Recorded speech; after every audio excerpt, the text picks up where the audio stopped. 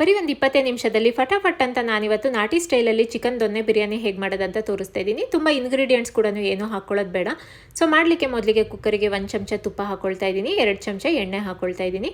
ಇದೆಲ್ಲ ಬಿಸಿ ಆದ ನಂತರ 2 ಕಟ್ ಮಾಡ್ಕೊಂಡಿರೋ ಈರುಳ್ಳಿ ಹಾಕಿ ಈರುಳ್ಳಿ ಲೈಟ್ ಗೋಲ್ಡನ್ ಬ್ರೌನ್ ಕಲರ್ ಆಗೋವರೆಗೂ ಫ್ರೈ ಮಾಡ್ಕೊಳ್ತೀನಿ.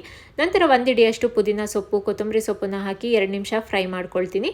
ಈಗ ಮಿಕ್ಸರ್ ಜಾರಿಗೆ ಒಂದು 6 ಹಸಿ ಮೆಣಸಿನಕಾಯಿ, 1 ತುಂಡು ಶುಂಠಿ, ಒಂದು 10 ರಿಂದ 12 ಬೆಳ್ಳುಳ್ಳಿ ಹೆಸರುಗಳನ್ನು ಹಾಕಿ ನುಣ್ಣಗೆ ಪೇಸ್ಟ್ ಮಾಡಿಕೊಂಡು ಆ ಮಸಾಲನ್ನು ಹಾಕೊಂಡು ಮಸಾಲದೆಲ್ಲ ಹಸಿ ಸ್ಮೆಲ್ ಹೋಗೋವರೆಗೂ ಒಂದು 2 ನಿಮಿಷ ಫ್ರೈ ಮಾಡ್ಕೊಳ್ತೀನಿ. ನಂತರ ಅರ್ಧ ಕೆಜಿಯಷ್ಟು ಕ್ಲೀನ್ ಮಾಡಿ ಇಟ್ಕೊಂಡಿರೋ ಚಿಕನ್ನ ಹಾಕೊಂಡು ಒಂದ್ಸರಿ ಎಲ್ಲದನ್ನು ಮಿಕ್ಸ್ ಮಾಡ್ಕೊಳ್ತೀನಿ.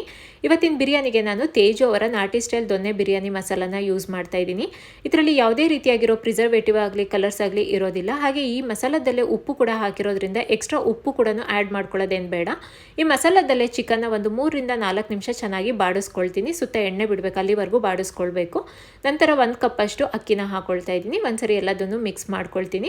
ಹಾಗೆ ಇದಕ್ಕೆ 2 ಕಪ್ ಅಷ್ಟು ನೀರನ್ನು ಹಾಕೊಳ್ತಾ ಇದ್ದೀನಿ. 1 ಕಪ್ ಅಕ್ಕಿಗೆ 2 ಕಪ್ ನೀರನ್ನು ಹಾಕೊಂಡು ಒಂದ್ಸರಿ ಎಲ್ಲದನ್ನು ಮಿಕ್ಸ್ ಮಾಡಿ ಕುಕ್ಕರ್ ಲಿಡ್ನ ಕ್ಲೋಸ್ ಮಾಡಿ 2 ವಿಸಲ್ ಕೂಗಿಸ್ಕೊಳ್ತೀನಿ. 2 ವಿಸಲ್ ಆದ ನಂತರ ತೋರಿಸ್ತಾ ಇದ್ದೀನಿ. ಒಂದ್ಸರಿ ಈ ರೀತಿ ಲೈಟಾಗಿ ಮೇಲೆ ಕೆಳಗೆ ಮಿಕ್ಸ್ ಮಾಡಿಕೊಂಡ್ರೆ ಟೇಸ್ಟಿಯಾಗಿರೋ ನಾಟಿ ಸ್ಟೈಲ್ ಚಿಕನ್ ದೊನ್ನೆ ಬಿರಿಯಾನಿ ರೆಡಿಯಾಗಿದೆ. And thank you for watching.